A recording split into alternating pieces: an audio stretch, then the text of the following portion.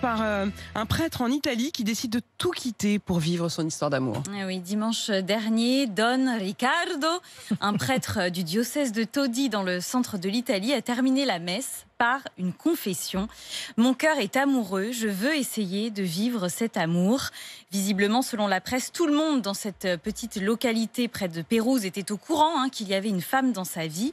Il a reconnu qu'il ne pouvait pas continuer à être cohérent, transparent, correct avec l'Église, qu'il préférait donc raccrocher et vivre son histoire. Son supérieur lui a adressé ses vœux les plus sincères pour ce choix fait en pleine liberté. Le prêtre a bien sûr été suspendu de son service. Des formalités ont été entamées pour le rendre à l'état laïque. Pour qu'il puisse défroquer, comme on dit.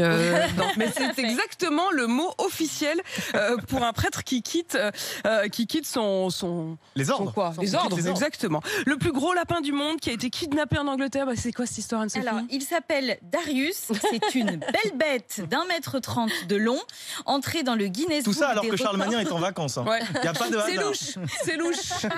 Charles, si tu nous entends, on sait que c'est toi. Rends le lapin. Rends le lapin.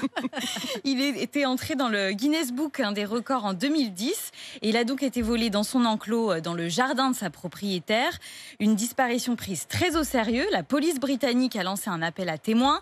La propriétaire Annette Edwards promet une récompense pour celui qui le ramènera. 1000 livres sterling. Darius est âgé d'une dizaine d'années. Il est trop vieux pour se reproduire et suit un régime alimentaire très strict. Sans ça, il pourrait mourir, explique Annette, complètement bouleversée. C'est elle qui le dit dans un message Twitter.